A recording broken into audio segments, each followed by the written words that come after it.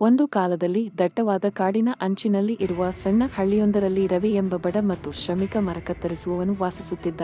ಪ್ರತಿದಿನವೂ ಅವನು ತನ್ನ ನಂಬಿಗಸ್ತ ಕುಡಲಿಯೊಂದಿಗೆ ಕಾಡಿಗೆ ಹೋಗಿ ಮರಗಳನ್ನು ಕತ್ತರಿಸುತ್ತಿದ್ದ.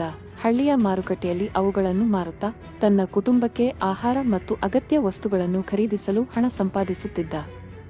ಅವನು ಬಡವನಾಗಿದ್ದರೂ ಸರಳ ಜೀವನವನ್ನು ಸಂತೋಷದಿಂದ ನಡೆಸುತ್ತಿದ್ದ. ಅವನ ಪೋಷಕರು ಬೋಧಿಸಿದ್ದ ಪ್ರಾಮಾಣಿಕತೆ ಮತ್ತು ದಯಾಳುತೆಯನ್ನು ಅವನು ಜೀವನದಲ್ಲಿ ಸದಾ ಪಾಲಿಸುತ್ತಿದ್ದ. ಒಂದು ಬೆಳಿಗ್ಗೆ ಉತ್ತಮ ಮರಗಳನ್ನು ಹುಡುಕುವ ನಿರೀಕ್ಷೆಯಲ್ಲಿ ರವಿ ದೈನಂದಿನದಕ್ಕಿಂತ ಹೆಚ್ಚು ಆಳವಾಗಿ ಕಾಡಿನೊಳಗೆ ಹೋದ. ಬಹು ದೂರ ನಡೆದು ಅವನು ಸೊಗಸಾದ ನದಿಯ ದಡಕ್ಕೆ ತಲುಪಿದ. ತಣ್ಣನೆಯ ಗಾಳಿ ಬೀಸುತ್ತಿತ್ತು ಮತ್ತು ಕಾಡಿನ ಹೂಗಳ ಸುಗಂಧವು ಗಾಳಿಯಲ್ಲಿ ಹರಡಿತು.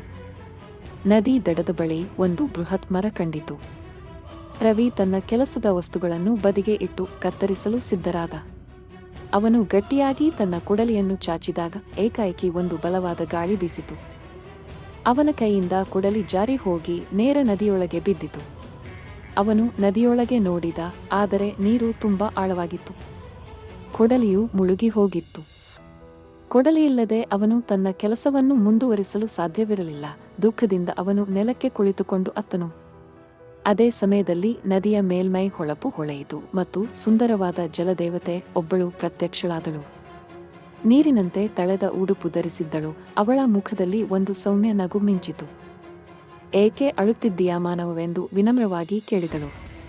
ರವಿ ಸಂಯಮದಿಂದ ನಮಸ್ಕಾರ ಮಾಡಿ ತನ್ನ ಅಳುಕನ್ನು ವಿವರಿಸಿದ. ದೇವತೆ ಅವನ ಮಾತುಗಳನ್ನು ಸಮಾಧಾನದಿಂದ ಕೇಳಿದಳು. ಚಿಂತಿಸಬೇಡ, ನಾನು ನಿನಗೆ ಸಹಾಯ ಮಾಡುತ್ತೇನೆ. ಅವಳು ಸೀದಾ ನದಿಯೊಳಗೆ ಮುಳುಗಿ ಕೆಲ ಕ್ಷಣಗಳ ನಂತರ ಹೊಳೆಯುವ ಬಂಗಾರದ ಕೊಡಲಿಯನ್ನು ಹಿಡಿದು ಮೇಲಕ್ಕೆ ಬಂದಳು. ಇದು ನಿನ್ನ ಕೊಡಲಿಯೇ ಎಂದು ಕೇಳಿದಳು. ರವಿ ಆ ಚಿನ್ನದ ಕೊಡಲಿಯನ್ನು ನೋಡಿ ಆಘಾತಗೊಂಡ ಅವನು.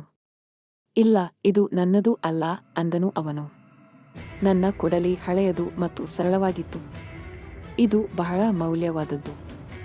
ಅವನು ಪ್ರಾಮಾಣಿಕತೆಯಿಂದ ಹೇಳಿದ ಕಾರಣ ದೇವತೆ ಸಂತೋಷಪಟ್ಟಳು. ಅವಳು ಮತ್ತೊಮ್ಮೆ ನದಿಯೊಳಗೆ ಮುಳುಗಿ ಈ ಬಾರಿ ಬೆಳ್ಳಿಯ ಕೊಡಲಿಯನ್ನು ಹಿಡಿದುಕೊಂಡು ಬಂದು ಕೇಳಿದಳು. ಇದು ನಿನ್ನ ಕೊಡಲಿಯೇ?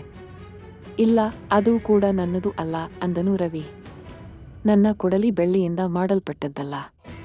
ಮೂರನೇ ಬಾರಿ ದೇವತೆ ರವಿಯ ನಿಜವಾದ ಕೊಡಲಿಯನ್ನು, ಹಳೆಯ ಮುರಿದ ಹ್ಯಾಂಡಲ್ ಮತ್ತು ತುಕ್ಕು ಹಿಡಿದ ಬ್ಲೇಡ್ ಹೊಂದಿರುವ ಕೊಡಲಿಯನ್ನು ತೆಗೆದುಕೊಂಡು ಬಂದು ಕೇಳಿದಳು. ಇದು ನಿನ್ನ ಕೊಡಲಿಯೇ? ರವಿ ಖುಷಿಯಿಂದ ಮುಗ್ಧನಾಗಿ ನಕ್ಕು ಹೇಳಿದರು, ಹೌದು, ಇದು ನನ್ನ ಕೊಡಲಿ. ಧನ್ಯವಾದಗಳು ಎಂದು ಸಂತಸಪಟ್ಟನು. ದೇವತೆ ಅವನ ಪ್ರಾಮಾಣಿಕತೆಯನ್ನು ಮೆಚ್ಚಿ, ನೀನು ಬಂಗಾರದ ಅಥವಾ ಬೆಳ್ಳಿಯ ಕೊಡಲಿಯನ್ನು ತನ್ನದೆಂದು ಹೇಳಬಹುದಿತ್ತು. ಆದರೆ ನಿನಗೆ ಸತ್ಯನಿಷ್ಠೆ ಮುಖ್ಯವಾಗಿದೆ. ನಿನ್ನ ಪ್ರಾಮಾಣಿಕತೆಗೆ ನಾನು ಇವೆರಡನ್ನೂ ಬಹುಮಾನ ನೀಡುತ್ತೇನೆ ಎಂದು ಹೇಳಿದರು. ಅವಳು ರವಿಗೆ ತನ್ನ ಹಳೆಯ ಕೊಡಲಿಯೊಂದಿಗೆ ಬಂಗಾರದ ಮತ್ತು ಬೆಳ್ಳಿಯ ಕೊಡಲಿಯನ್ನು ಕೊಟ್ಟಳು. ರವಿ ದೇವತೆಯನ್ನು ಪ್ರೀತಿಯಿಂದ ಧನ್ಯವಾದ ಸಲ್ಲಿಸಿ ಹಳ್ಳಿಯತ್ತ ಮರಳಿದ. ಹಳ್ಳಿಯ ಜನರು ಈ ಕತೆ ಕೇಳಿ ರವಿಯ ಪ್ರಾಮಾಣಿಕತೆಯನ್ನು ಶ್ಲಾಘಿಸಿದರು. ಅವನು ತನ್ನ ಸಂಪತ್ತನ್ನು ಸ್ವಾರ್ಥಪೂರ್ವಕವಾಗಿ ಬಳಸದೆ ಬಡವರಿಗೆ ಸಹಾಯ ಮಾಡುತ್ತಾ ಸದಾ ಸರಳ ಮತ್ತು ಪ್ರಾಮಾಣಿಕ ಜೀವನವನ್ನು ನಡೆಸಿದನು.